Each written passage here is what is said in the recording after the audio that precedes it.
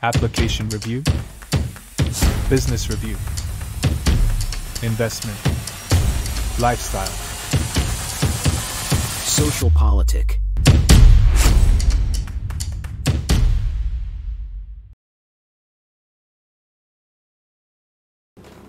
Halo Bapak Ibu, saudara-saudari sekalian, lovers and haters. Salam cerdas Indonesiaku. Jumpa lagi kita pada kesempatan kali ini. Bagi Anda yang belum subscribe channel saya, silakan subscribe channel saya. Tekan loncengnya agar Anda dapat notifikasi setiap kali saya mengupload video-video saya. Oke, kali ini saya akan membahas sesuatu yang sedang viral ya, yaitu pemberitaan ya biasa ya, media kompor gitu ya, yang bilang Jokowi tidak akan menghadiri pelantikan Prabowo. Heboh itu ya. Nah, nanti saya kuliti itu ya. Bagaimana duduk persoalannya dan segala macam. Oke, seperti biasa saya bahas dulu yang ringan dan yang lucu dulu ya. Nah, ini ada Akbar Faisal ya. Akbar Faisal Anda tahu lah ya, dia itu ya sama seperti channelnya Refli Harun, juga Rocky Gerung misalnya ya, dan lain-lain lah ya, yang menyerang Jokowi ya. Nah, di sini Akbar Faisal dia minta maaf karena pernah bersama Jokowi. Astaga, minta maaf karena pernah bersama Jokowi katanya ya.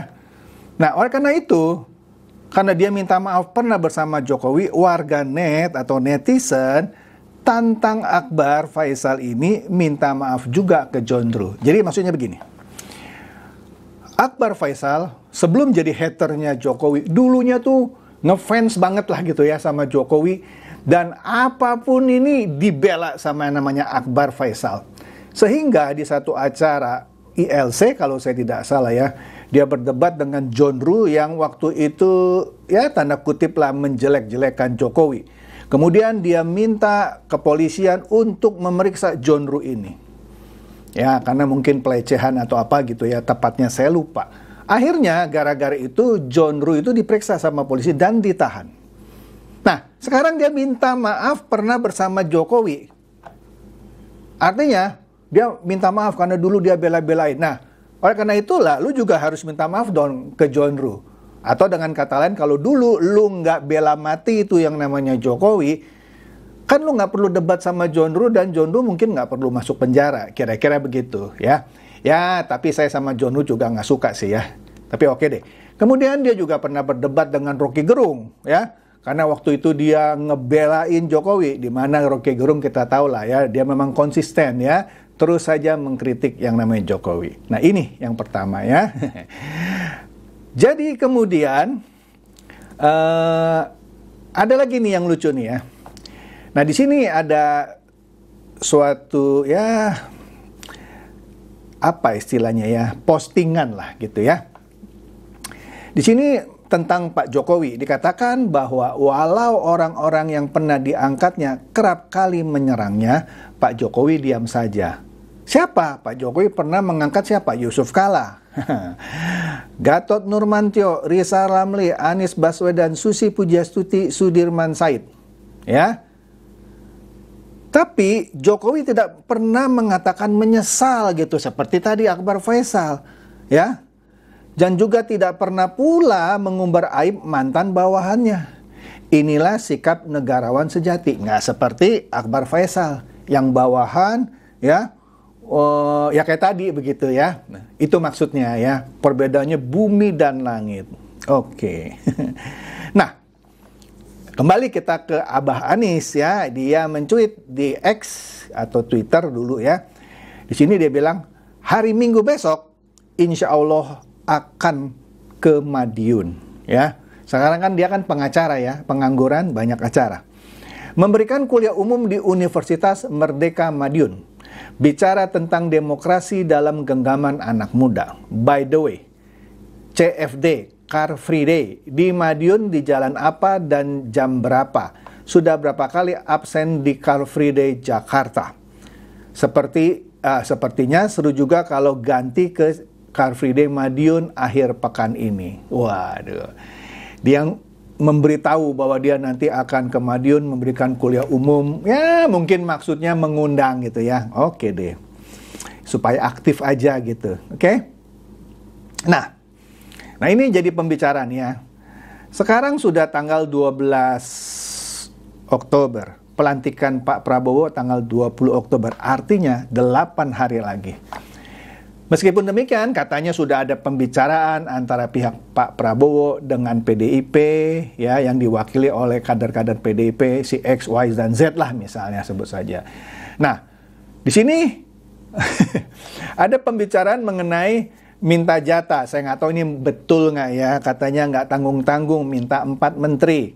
Rakus banget sih katanya gitu ya. Nah, Partai Sosmed, nah sekali lagi ya, saya nggak tahu benar apa nggak minta 4 menteri. Nanti kita lihat saja kalau PDIP masuk, benar nggak dapat 4 menteri. Kemudian Partai Sosmed bilang, iya dong, orang yang nggak dapat aja minta. Yang jadi masalah itu kan elitnya minta jatah jabatan, tapi basar-basarnya disuruh adu domba terus. Maksudnya elitnya minta gitu ya, ya saya nggak tahu benar atau enggak ya 4 menteri. Tapi anak buahnya tuh basar-basar ya disuruh adu domba. Antara Prabowo dengan Gibran misalnya dengan akun Fufu Fafa. Kaisang dengan soal private jet. Ya udahlah, Anda tahu kan sering saya bahas ya di channel saya. Oke, nah ini dia nih, PDIP lagi nih. Cuitan dari Romeo bilang, dan terjadi lagi, Masinton Pasaribu dilaporkan ke polisi. Aman. Kenapa? Karena dulu juga Masinton pernah dilaporkan ke polisi atas tindakan kekerasan fisik terhadap seorang wanita. Saya lupa wanitanya siapa gitu ya. Nah, kali ini dia juga dilaporkan karena ada kekerasan fisik ya terhadap kader PDIP juga. Yuk kita dengarkan videonya. Ini menarik. Yuk. Kita beralih ke informasi calon Bupati Tapanuli Tengah. Masinton Pasaribu dilaporkan ke polisi oleh Wakil Ketua DPRD Tapanuli Tengah, Kamelia Neneng Susanti, atas kasus dugaan kekerasan. Masinton dan Kamelia sama-sama merupakan kader PDI Perjuangan. Dalam laporan polisi disebut bahwa perkaranya adalah Masinton yang menarik baju Kamelia hingga kancing bajunya terlepas. Rekan Kamelia yang menjadi saksi menjelaskan peristiwa terjadi pada hari Minggu.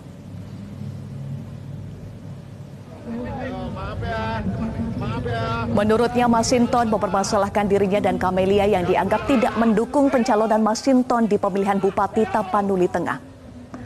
Saat dimarahi, Kamelia hanya diam namun kemudian menangis histeris. Atas peristiwa ini korban telah melaporkan tindak kekerasan yang dialaminya ke Polrestabes Medan dan saat ini masih dalam proses penanganan. Ibu Kamelia duduk dia didatangin Pak Masinton ini sambil bertanya, kenapa juga kau tidak tegak lurus, buka bajumu itu katanya, kalau kau tidak mau tegak lurus, sambil dia mencekram bajunya dan putus kancing bajunya itu. Seperti itulah kronologi. Ya, Anda dengar tadi videonya. Jadi Masinton yang ikut pemilu caleg gitu ya, DPR Jakarta Selatan, dia nggak dapat kursi. Tapi akhirnya dia dicalonkan sebagai calon Bupati Tapanuli Tengah. Nah, masalahnya di sini Kamelia yang kader PDIP yang juga sebagai wakil ketua DPRD lu ya di sana itu mengalami kekerasan fisik tadi, bajunya ditarik gitu, kelihatan dong dalamnya ya, sampai sobek itu, copot kancingnya katanya ya. Waduh, oleh karena itu Masinton dilaporkan ke polisi dan ini yang kedua kali dia ya dalam kasus kekerasan fisik. Bingung juga saya ini. Oke deh. Nah, di sini juga ada nih anak buahnya Amin Rais ya. Ini kan Nurdiati Akma, kader Partai Umat. Umat kalau tidak salah kan ketuanya Amin Rais ya. Menyerukan untuk bunuh Jokowi dengan mengutip ayat Al-Quran katanya ya. Orang ini udah kena pasal pengancaman pembunuhan, pasal 336 KIHP atau KUHP ya, saya nggak tahu nih ya. Dan pasal 449 Undang-Undang 1 tahun 2023 ya. Dan ini cuitannya disesekan ke Pak Listio Sigit, ya, ke Divisi Humas Polri dan lain-lain. Tolong diamankan. Yuk kita amankan. Mantap. Nah ini kita masuk nih. Nah ini dia. Pantai Sosmed baru-baru ini mencuit mengenai produk jurnalisme dengan produk buzzer. Di bawahnya kalau Anda lihat itu ya, saya perbesar dah ya yang dari Kompas TV, nanti saya kasih lihat juga yang dari Tempo.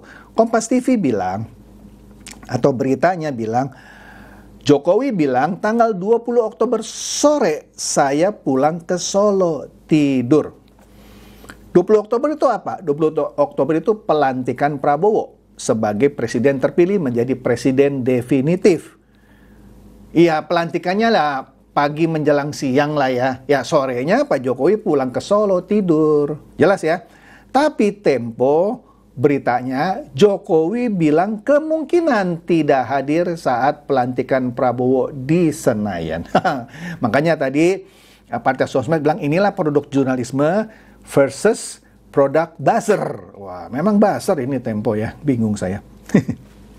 Nah, kita lihat liputan dari media lain. Tadi Kompas bilang sore pulang. Nah, Metro TV bilang Jokowi dipastikan hadiri pelantikan Prabowo. Iya, iyalah, masa iya dong? Pasti.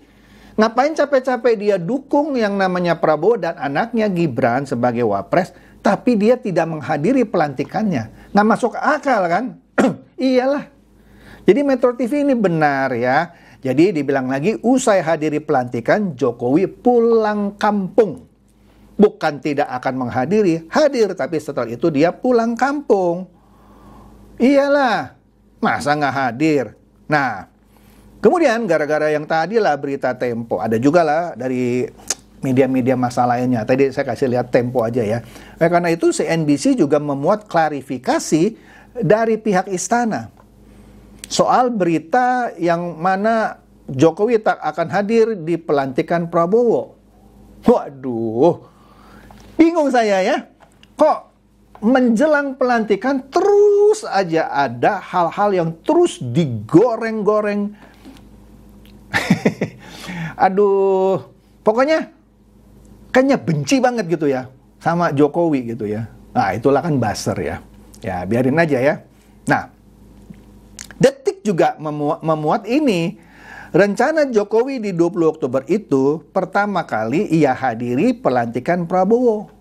Lalu ke Solo tidur. Apa kurang jelas? Kan pergi ke Solonya sore, coy. Ya. Aduh. Nah, jadi kita tahu kan tadi saya sudah bilang ya 8 hari lagi ya pelantikannya tanggal 20 Oktober.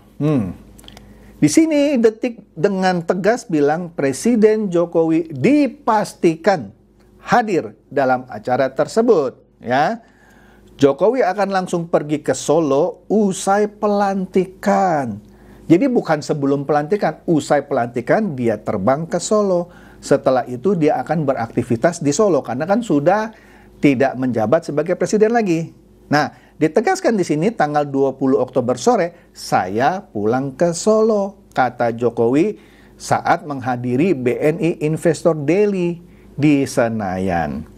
Nah, memang pada waktu wawancara itu, Pak Jokowi tidak memerinci kegiatan apa yang akan dilakukannya seusai pelantikan presiden.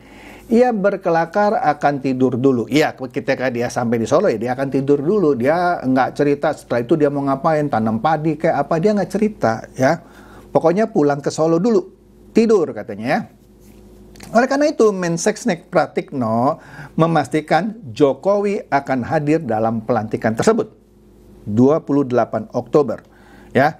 Jadi dari awal memang Jokowi sudah mengatakan datang di pelantikan. Jadi pastilah ya, nggak usah dipelintir-pelintir gitu ya. Pak Presiden itu hadir di pelantikan 20 Oktober ya. Nah, setelah pelantikan itu Jokowi akan meninggalkan gedung DPR MPR ini ya, menuju ke Istana Merdeka. Itu kan ritualnya begitu ya, setelah pelantikan di gedung DPR MPR dia ke Istana Merdeka. Setelah itu Pak Prabowo nyusul ke Istana Merdeka. Untuk apa? Untuk acara pisah sambut, farewell party lah gitu ya. Pisah sambut. Berpisah dengan Jokowi menyambut presiden yang baru Prabowo. Nah, katanya karena Pak Presiden acaranya yaitu setelah dari gedung DPR MPR ya, kan pisah sambut ya kan? Jadi setelah acara pelantikan itu rencananya Presiden ke-7 yaitu Pak Jokowi lebih dulu berangkat ke Istana Merdeka. Kemudian Pak Prabowo nyusul untuk acara pisah sambut itu. Setelah itu sorenya Pak Jokowi pulang ke Solo. Jelas ya? Jadi yang bilang Pak Jokowi tidak akan hadir pelantikan Prabowo, udahlah itu buzzer lah itu ya. Oke. Kasih tahu aja. Nonton tuh kontennya Pak Chandra gitu. Oke deh. Nah, ini Tekarok 007 bagus juga nih ya. Bagus juga nih. Bagus juga. Dia mencuit bahwa pelantikan Prabowo Gibran itu pagi hari. Tanggal 20 Oktober. Nah, sorenya ya di sini kata Pak Jokowi, saya pulang ke Solo. Judul berita tadi yang Tempo, Jokowi tidak hadir pelantikan Prabowo Gibran. Ya, pinter mancing Pak Jokowi ini buat nangkep ikan, wek katanya ya. Kena tuh ya yang suka nyebarin hoax gitu. Nah, kembali lagi ke yang namanya Tempo ini. Nah, kita tahu kan, Tempo ini majalah yang ya mohon maaf ya sudah hampir sekarat menurut saya. Anda boleh cek ya, oplahnya berapa sekali terbit. Mungkin dulu ketika saya masih jadi pelanggan Tempo, mungkin loh, saya juga nggak pernah nanya ya, oplahnya mungkin sekali cetak bisa di atas 100.000 gitu ya. Tapi sekarang mungkin 10.000 aja tidak. Mungkin, saya kan nggak pernah nanya Tempo, coba Anda nanya lah, oplah kamu yang majalah cetak berapa? Ya. Sekarang juga cari majalah Tempo sulit loh. Kalau dulu di pinggir-pinggir jalan, tukang koran kan jualan ya. Bukan Tempo aja sih ya, hampir semua majalah begitu. Ya, karena sudah beralih ke online. Ya. Nah, Tempo juga menawarkan yang berlangganan. Nah, kita lihat nih sini ya. Tempo kan sering diskon-diskon gitu ya. Nah, di sini dia kasih program harga spesial 110.000 untuk 12 bulan. Jadi sebulannya tidak sampai 10.000. Saya lupa ya, majalah cetak Tempo berapa harganya. Nggak dapet tuh 10.000. Lebih lah, saya udah nggak pernah beli Tempo sih, malas belinya ya. Taruhlah 10.000. Setiap minggu sekali, sebulan berarti kan 40.000, ya kan? Setahun kan berapa itu? 40.000 kali 12, 500.000 kan? Itu kalau satu majalah 10.000. Sekali lagi saya nggak tahu sekarang berapa. Ini cuma 110.000 satu tahun, 12 bulan. Alias sebulannya itu pun nggak sampai 10.000. Alias setiap terbit cuma 2.500. Diobral pun terus aja iklankan terus ya di Twitter dan di mana-mana. Jadi di sini dia menggunakan foto Pak Jokowi dan Pak Prabowo sebagai iklannya. Saya mau kasih tahu ya, ini adalah sesuatu yang tidak etis. Kalau sebuah majalah atau apapun itu mau mengiklankan produknya, dalam ini kan dia mengiklankan ini kan Tempo Digital Premium. Ya kan? Tempo Digital Premium. Nah, dia mengiklankan Tempo Digital Premium ini dengan memakai, kalau istilah saya, 2 orang model. Model yang pertama Pak Jokowi, model kedua Prabowo. Kan fotonya ada di situ. Pertanyaannya, Tempo bayar royalti nggak ke Jokowi dan Prabowo? Karena ini fotonya dipakai. Ada kode etik, coy. Masa wartawan nggak ngerti bahwa nggak bisa pakai begini? Kalau dia gambar karikatur seperti biasa, oke lah. Ini foto, yang mana itu foto wajah Jokowi asli dan wajah Prabowo asli. Dipakai untuk komersil, iya dong, karena untuk iklan. Lah, coba lu panggil itu komika atau artis, misalkan Reza Rahardian yang kemarin juga ikut menyebarkan peringatan darurat Garuda Biru. Coba lu pakai dia, lu foto dia. Dia pasti minta duit dong sebagai model. Lah ini model gratis ya. Saya nggak yakin Tempo nih bayar royalti ke Jokowi dan Prabowo untuk model iklan ini. Nah, kemudian kalimatnya juga bombastis ya. Cawe-cawe Jokowi menjelang pensiun. Satu, pesan apa yang disampaikan SBY kepada Presiden Joko Widodo di masa pemerintahan Prabowo Subianto? Memang lu tahu? Memang Pak SBY cerita ke lu sehingga lu bisa bikin berita. Nah, ini aja udah lucu gitu ya. Dari mana? Saya punya sumber A1. Siapa? Makhluk halus kali gitu ya. Kedua, Jokowi kini tengah menggalang dukungan di level elit pada pemerintahan Prabowo. Dari mana infonya? A1 saya. Siapa? Makhluk halus. 3. Mengapa Jokowi khawatir apabila PDIP bergabung di pemerintahan Prabowo? Tahu dari mana lu? Sumber saya. A1. Siapa? Makhluk halus. 4. Akankah Prabowo menyetujui rencana Jokowi di pemerintahannya? Memang Prabowo mau cerita ke lu, saya setuju atau tidak setuju. Ini bocoran dari lingkarannya. A1. Siapa? Makhluk halus. 5. Apa saja cawe-cawe Jokowi dalam pemerintahan Prabowo? Memang Jokowi ngasih tahu lu cawe-cawenya apa? Ya, sehingga lu bisa bikin berita gitu ya.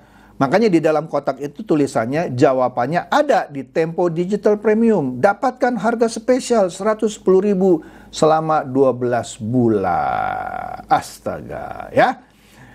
Klik berlangganan. Astaga. Memang susah lah kalau majalah sudah mau sekarat gitu ya. Maka di sini dia iklannya bilangnya, sebelum Jokowi lengser, istana bermanuver mengamankan Gibran, menghapus jejak akun Fufu Fafa dan cawe-cawe di kabinet Prabowo. Kayak lu tahu aja Pak Jokowi hapus jejak akun Fufu Fafa. Artinya lu nuduh dong ya bahwa Fufu Fafa punya Gibran. Lu mesti tunjukkan bukti ya. Memang ini sudah keterlaluan menurut saya ya Tempo ya. Maka dari itu untuk menggugah keinginan tahu orang, dia bilang ingin tahu kelanjutannya, jawabannya ada di Tempo Digital Premium. Capek deh. Oke, itu saja dari saya. Semoga ini mencerdaskan dan mencerahkan Anda semua. Silakan share video saya ini kepada teman-teman, sahabat atau kerabat supaya mereka tambah cerdas dan tercerahkan. Seperti biasa, terima kasih.